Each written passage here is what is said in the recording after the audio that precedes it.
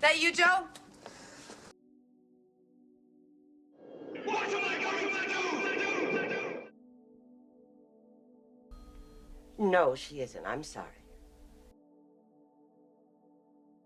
I'm going to tell you the premise of this one up front, so you know what you're getting into. Nastasia Kinski plays a woman who finds out her family is descended from Black Panthers. They transform when they get turned on. Her brother, played by Malcolm McDowell, has some pretty messed up ideas about keeping the bloodline going, and she falls for a zookeeper and can't act on it because she might kill him. Now here's why it works. The director is Paul Schrader, the guy who wrote Taxi Driver, and he takes this absurd premise completely seriously. A real drama about two people who can't be together without one of them dying. And somehow, through sheer commitment, he makes it work. By the end, you actually care whether Kinski and the zookeeper can figure something out and actually be together. It's weird as hell, but Schrader earns every bit of that weirdness.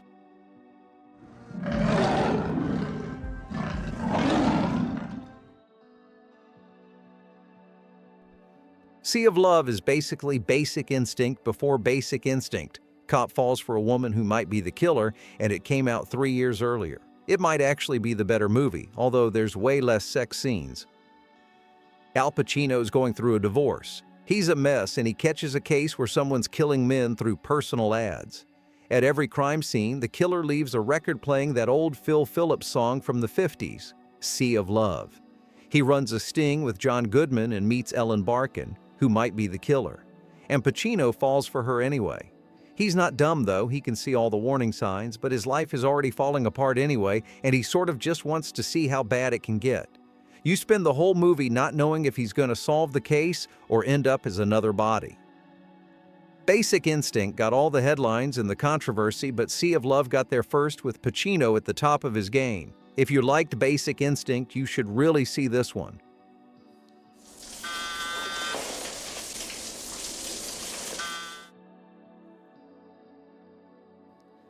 The Coen Brothers made No Country for Old Men and Fargo and The Big Lebowski, and everyone acts like their first movie was just them warming up, like Blood Simple was practice. I've heard people call it showing their potential, which is insane because it's already everything they'd become famous for, just with less money. A bar owner in Texas finds out his wife is sleeping with his bartender, so he hires this greasy private investigator to kill them both. The PI takes the money, and then everything goes completely wrong for everybody involved. What makes it great is everyone keeps making mistakes. Every character thinks they know what's happening, and they're all wrong, and every wrong move makes everything worse. The affair is what kicks the whole plot off, which is why it counts as an erotic thriller, even though it's not as explicit as some others. It's dark comedy, and it's tense as hell.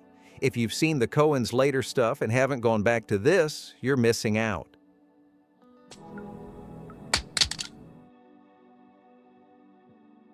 Ken Russell made The Devils and Altered States and a bunch of other movies where nobody told him to calm down.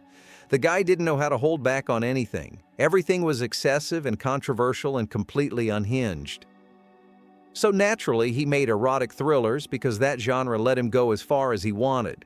Crimes of Passion has Kathleen Turner living a double life where she's a fashion designer during the day and a call girl at night. A guy gets hired to investigate her and falls for both versions of who she is. Russell went as far as he could with this one.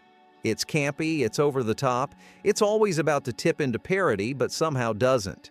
If you've seen his other stuff, you know what you're getting. If you haven't, this is actually a good place to start because you'll know within 10 minutes whether you can handle him or not.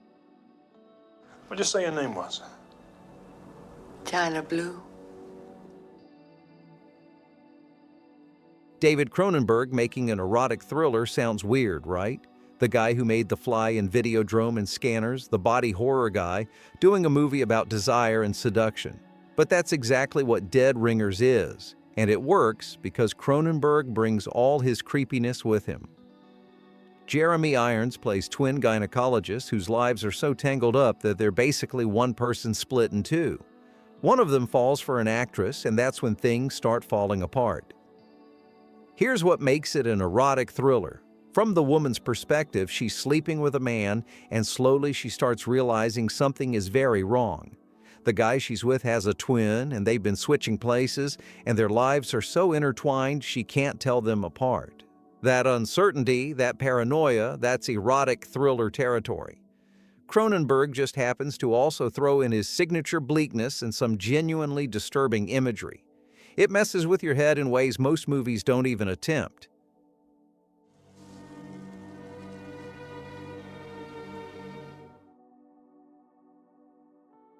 This one is almost the definition of a forgotten 80s erotic thriller. A burglar named Mickey, played by Stephen Bauer, breaks into a house and steals a woman's diary. The diary is full of her sexual fantasies, her most private thoughts, everything she'd never tell anyone. And Mickey reads it and becomes obsessed with her. So he stages a meeting and uses everything he learned from her diary to seduce her. You can probably feel why this one didn't become a classic people revisit fondly. There's something genuinely nasty about watching a man weaponize a woman's inner life against her. Bauer plays Mickey as cold and calculating, and the whole thing has this polished 80s look that makes what's happening underneath even more unsettling. It's not comfortable viewing, but that discomfort is exactly why it's worth watching. There's a real darkness here that most erotic thrillers don't have the guts to explore. They would never make a movie like this today.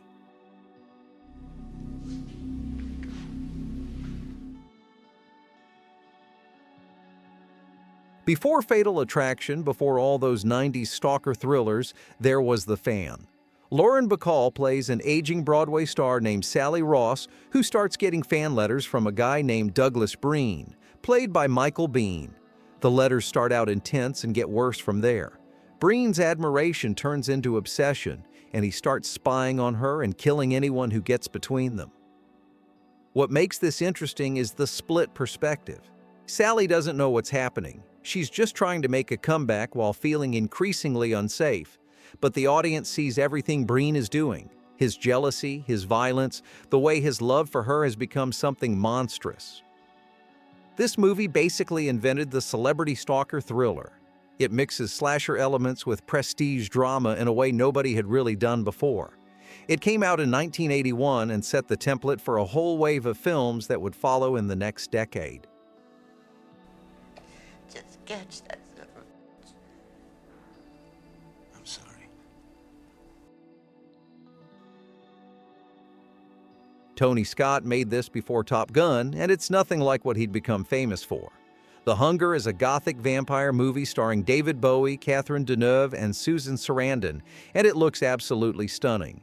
Every frame of this thing is gorgeous in that cold, stylish 80s way. Bowie plays a vampire who's been with Deneuve for centuries, and suddenly he starts aging. He goes to a gerontologist, played by Sarandon, looking for help. When she brushes him off, Deneuve decides to seduce her instead. The movie has a cult following, partly because it's David Bowie as a vampire in peak glam mode, and partly because Tony Scott made it look like nothing else from that era. But mainstream audiences mostly missed it then and still don't know about it now.